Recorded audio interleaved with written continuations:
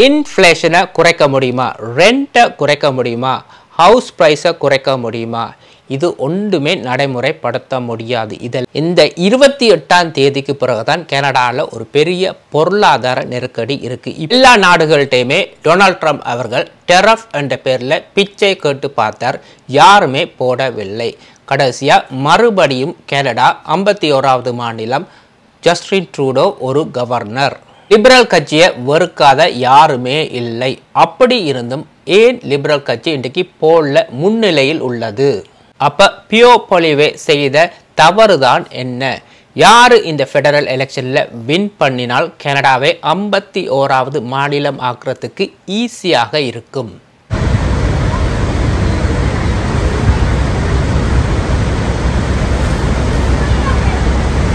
வணக்கம், எல்லாம் எப்படி இருக்கீங்க? டொனால்ட் ட்ரம்ப் மறுபடியும் கனடாவை சீண்டி உள்ளார். ஏன் இன்னும் 4 நாட்கள் தான் இருக்கு இந்த ஃபெடரல் எலெக்ஷனுக்கு, அதாவது ஏப்ரல் 28ஆம் தேதி. சோஃபார் இந்த ஏர்லி எலெக்ஷன் ஓட்டிங்கில் வந்து 7.3 மில்லியன் மக்கள் ஓட் பண்ணியிருக்கிறாங்க. இது ஒரு ரெக்கார்ட் பிரேக்கிங். இப்போ இந்த ஒரு மாத காலமாக டொனால்ட் ட்ரம்ப் கனடா பற்றி எந்த இடத்துலையுமே பேசவில்லை. ஆனால் நேற்று முன்தினம் மறுபடியும் கனடாவை வந்து கைப்பற்ற போகின்றேன், கனடா 51வது மாநிலமாக வேணும், கனடாக்கான வரிகளை இன்னுமே அதிகரிக்க போகின்றேன். அதாவது கார்கள் உற்பத்திக்கான வரிகள் 25%. எங்களுக்கு கனடாவிலேருந்து கார் எதுவுமே தேவையில்லை, இன்னுமே வரிகளை அதிகரிக்க போகின்றேன். எதுக்கு அதிகரிக்க வேணும்? முழுக்கவே எடுத்துரு. இதே சிஸ்டத்தை தான் சைனாவோட ட்ரை பண்ணி பார்த்தாங்க. 20, 40, 60 கடைசியாக 147%. சைனா இவங்களை கணக்கு எடுக்கவே இல்லை. கடைசியாக சைனாட்ட செருப்படி வாங்கினதான் மிச்சம். எவ்வளோதான் அடித்தாலும் இவங்க வெளியில் காட்டிக்கொள்றதே இல்லை. அதாவது இன்னுமே நாங்கள் சைனாவோட நெகோசியேஷன் செய்து கொண்டு தான் இருக்கிறோம் என்று அமெரிக்கா சொன்னாலும் இன்றைக்கு சைனா வெளிப்படையாகவே மீடியாவில் கூறியுள்ளது, அமெரிக்காவோட இதுவரை எந்த ஒரு நெகோசியேஷனும் தாங்கள் செய்யவில்லை என்று. நான் சொன்ன மாதிரி கனடாவுக்கு ஒரு மாதம் ஒரு வெக்கேஷனை கொடுத்துட்டு இவங்க ஊராக அலைஞ்சு பார்த்தாங்க, யாருமே பிச்சை போடவில்லை. கடைசியாக சைனாட்ட செருப்படியும் வாங்கிட்டாங்க. ஸோ ஆரம்பத்துலேருந்து மறுபடியும் வராங்க.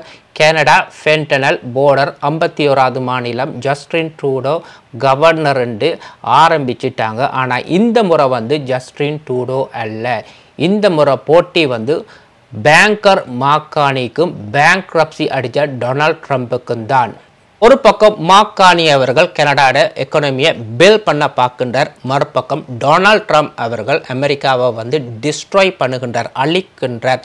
கனடா ஒன்றும் அமெரிக்கா அல்ல, கனடா ஒற்றுமையான ஒரு நாடு. கனடாவில் இருக்கிற ப்ரொவின்ஸாக இருக்கட்டும், பிரீமியர்ஸாக இருக்கட்டும், எல்லாருமே கனடா எல்போஸ் அப். ஆனால் ஆல்பர்டா பிரீமியர் டேனியல் ஸ்மித் அவர்கள் கனடியன் கவர்மெண்ட்டுக்கு எதிராக செயல்படுறாங்க. இவங்க டொனால்ட் ட்ரம்புடன் ஒரு கூட்டணி வைத்திருக்கிறாங்க. அது மட்டும் இல்லை, டொனால்ட் ட்ரம்புடைய பிரைவேட் பார்ட்டி மெரலோகாவில் டொனால்ட் ட்ரம்பை மீட் பண்ணியுள்ளார். அங்கே இலான் மாஸ்கையும் காணக்கூடியதாக இருந்தது. இவங்களோட முழு பிளானுமே எப்படியாவது பியோ பொலிவே அவர்களை இந்த ஃபெடரல் எலெக்ஷனில் வெற்றி பெற வைக்க வேண்டும். அப்படி வெற்றி பெற்றால்தான் டொனால்ட் ட்ரம்ப் நினைத்தது, இல்லாட்டி டேனியல் ஸ்மித் நடக்கிறது, இலான் மாஸ் நினைக்கிற எல்லாமே கனடாவில் நடக்கும். இதை பற்றி நிறைய வீடியோக்கள் ஆல்ரெடி வெளியில் வந்து நியூஸ்லேயே பரபரப்பாக பேசப்பட்டது. அது மட்டும் இல்லை, அமெரிக்கன் வைஸ் பிரசிடென்ட் ஜேடி வேன்ஸும் பியோ பொலிவே அவர்களுமே ரூம்மேட்ஸ், அதாவது படி இதை பற்றி கூட நிறைய ஆர்டிக்கல் வெளியில் வந்து பேசப்பட்டது. இப்போ லிபரல் இந்த 9 வருடமாக லிபரல் செய்த அநியாயத்தை பார்க்கும் பொழுது மக்கள் வெறுத்து கன்சர்வேட்டிவ் தான் வின் பண்ணணும் என்று மக்கள் எல்லாருக்குமே ஒரு ஆசை இருந்தாலும் இங்கே தான் இது ஒரு திருப்பம் வந்தது. எப்போ இந்த ஆல்பர்டாவில் இந்த பிரச்சனை ஆரம்பித்ததோ அப்போ பார்த்தீங்கன்னு சொன்னால் February 5ஆம் தேதி யூஎஸ் இன்டராக்டிவ் போல் ஒன்று இருக்குது. அதில் February 5ஆம் தேதி வந்து பியோ பொலிவே அவர்கள் வந்து 84% வந்து இந்த பிரைம் மினிஸ்டர் பதவியை வின் பண்ணுறதுக்கான வாய்ப்புகள், மாக்கானி வந்து 16% தான். இந்த டேனியல் ஸ்மித்தோட இந்த பிரச்சனை வெளியில் வந்த பிறகு இதில் பியோ பொலிவேக்கும் ஒரு பங்கு இருக்கிறதால அது அப்படியே இன்றைக்கு மாறி, இன்றைக்கு பார்த்தீங்கன்னு சொன்னால் லிபரல் வின் பண்ணுறதுக்கு 84%, கன்சர்வேட்டிவ் வின் பண்ணுறதுக்கும் 16% மாற்றப்பட்டுள்ளது. இது வெறும் போல் ரிசல்ட் தான், இது வந்து முழுமையான ரிசல்ட் அல்ல. எலெக்ஷன் ரிசல்ட் வர போல்ட ரிசல்ட் வேறு. என்னதான் இருந்தாலும் லிபரல் இன்றைக்கு 5 கட்சிகள் போட்டியிடுது. 2வது இடத்துல கூட இருக்கிறதுக்கான தகுதி இல்லாத லிபரல் 3வது 4வது இடத்துல இருக்கக்கூடிய இந்த லிபரல் இன்றைக்கு முன்னிலையில் இருக்கிறதுக்கு நிறைய காரணங்கள் இருக்குது. மக்கள் அரசியலை நுணுக்கமாக பார்க்க வலிக்கிட்டாங்க. அதனால தான் இன்றைக்கி போலின் அடிப்படையில் லிபரல் இன்றைக்கி முன்னிலையில் இருக்குது. பியோ பொலிவே எடுத்து பார்த்தீங்கன்னு சொன்னால் அவரை மினி ட்ரம்ப், மினி இலான் மாஸ்க்குன்னு தான் சொல்கிறாங்க. இன்றைக்கி ஒட்டாவாவில் அவருடைய இடத்துல அவர் தான் இன்றைக்கி வின் பண்ண வேண்டும். அங்கே படுதோல்வி அடைந்து கொண்டு வருகின்றார். அதாவது அவருடைய சொந்த இடத்திலேயே அவருக்கு வின் பண்ணுறதுக்கான வாய்ப்புகள் இல்லை. ஸோ நிறைய தரம் இப்போ அவர் ஒரி பண்ண வலிக்கிட்டார் பியோ பொலிவே இந்த எலெக்ஷனில் நான் தோக்க போகிறேன் என்று. இப்போ டொனால்ட் ட்ரம்ப் அவர்கள் நேற்று முன்தினம் இதை சொல்லி இருக்கவே தேவையில்லை, கனடாவை அனெக்ஸ் பண்ண போகிறேன், வரிகளை இன்னுமே அதிகரிக்க போகிறேன். 4 நாள் தான் இருக்குது இந்த எலெக்ஷனுக்கு. இப்போ இதை பேச வேண்டுமா? இல்லை. ஏனென்று சொன்னால் இப்போ தேவைப்படுது. இந்த எலெக்ஷனில் ஒரு குழப்பத்தை கொண்டு வர வேணும். இந்த எலெக்ஷனில் ரிசல்ட்டை மாற்ற வேணும். இதெல்லாமே வெல் பிளானாக நடக்கிற ஒரு சம்பவம் தான். இந்த இடத்துல பியோ பொலிவே வின் பண்ணுவாரா இருந்தால் டொனால்ட் ட்ரம்புக்கு கூறினதான் குரங்கட கையில் பூ மாலை கொடுத்த மாதிரி தான். இப்போ ஆல்பர்ட்டாவில் டேனியல் ஸ்மித் செய்த காரியத்தால் முழு ஆல்பர்ட்டாவுமே லிபரல் பக்கம் திரும்பி உள்ளது. நீங்கள் டாக் ஃபோட்டோ எடுத்து பாருங்கள்.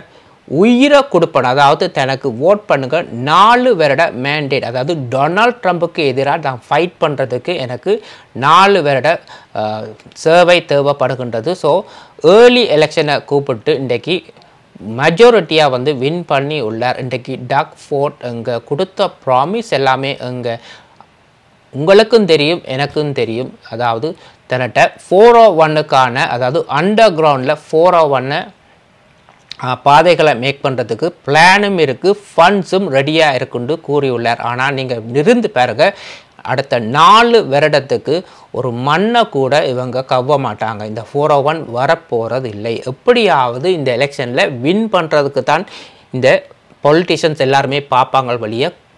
உங்களுக்கு கொடுக்குற எந்த ஒரு ப்ராமிஸுமே ஈஸியாக நடைமுறைப்படுத்த முடியாது.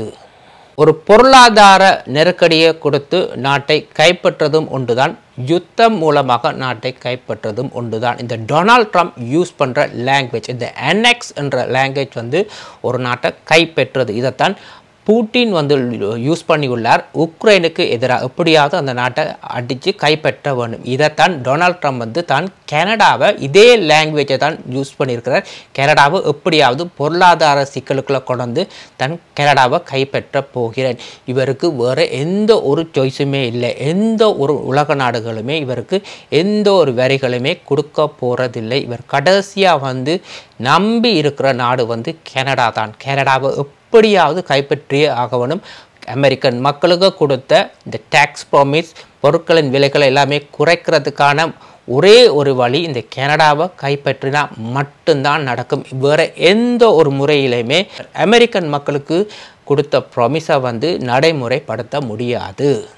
ஸோ ஒரு சிலருக்கு லிபரலை பிடிக்கும், ஒரு சிலருக்கு கன்சர்வேட்டிவ் கட்சியை பிடிக்கும். ஒரு சிலரில் 90% மக்களுக்கு கன்சர்வேட்டிவ் கட்சி தான் இந்த முறை ஃபெடரல் எலெக்ஷனில் வின் பண்ண வேண்டும். அப்படி இருந்துமே எப்படி லிபரல் போலில் அதிக வாக்கில் இருக்கின்றது? இங்கே தான் மக்கள் யோசிக்க வேண்டும். எதுக்கு லிபரலுக்கு இவ்வளோ சப்போர்ட்? இவ்வளோ அநியாயம் செய்த 9 வருஷமாக லிபரல் கட்சி இந்த நாட்டுக்கு செய்த அநியாயத்துக்கு எப்படி இவங்க போலில் இப்போ ஹையில் இருக்கிறாங்க? இப்போ உள்ள மக்கள் எப்படின்னு சொன்னால் வேறு மாதிரி யோசிக்க வலிக்கிட்டாங்க. மக்களுக்கு தெரியும் இந்த ப்ராமிஸ், இந்த கேம்பெயினில் நடந்த ப்ராமிஸ் ஒன்றுமே நடைமுறைப்படுத்த முடியாது. இன்ஃப்ளேஷனை குறைக்க முடியுமா? ரெண்ட்டை குறைக்க முடியுமா? ஹவுஸ் ப்ரைஸை குறைக்க முடியுமா? இது ஒன்றுமே நடைமுறைப்படுத்த முடியாது. இதெல்லாமே கனடாட எக்கானமி பிஸ்னஸ்.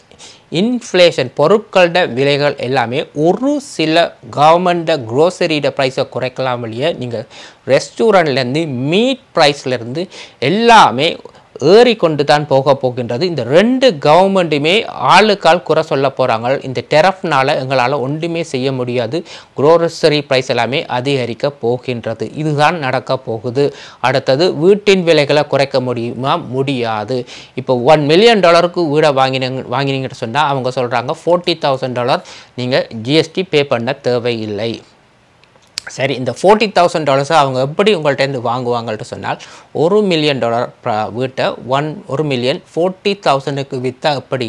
ஸோ 40,000 விலையை கூட்டி உங்கள்கிட்டே அந்த பணத்தை வாங்குவாங்க. இதெல்லாமே நடைமுறைக்கு சரி வராது. மற்றது எல்லா மக்களாலையுமே $1 million வீடு வாங்க முடியுமா? அதுவும் முடியாது. இப்போ நடக்கிற க்ரைம்ஸை எடுத்து பாருங்கள். என்ன சொல்கிறாங்க சொன்னால் இந்த க்ரைம்ஸ் எல்லாத்தையும் நாங்கள் நிப்பாட்ட போகிறோம், 1 வருடம் 2 வருட தண்டனைகள் கொடுக்க போகின்றோம், இப்படியெல்லாம் நிறைய சொல்கிறாங்க. ஆனால் உண்மையிலே கெனடியன் லோவில் என்ன இருக்குன்னு சொன்னால் ஜூரி தான், அங்கே ஜட்ஜ்மெண்ட் தான் முடிவு பண்ண வேணும். இவர் 10 தரம் வெளியில் வராரா போகிறாரா, இவரை 1 வருஷம் வச்சிருக்க முடியுமா வச்சிருக்க முடியாதாண்டு.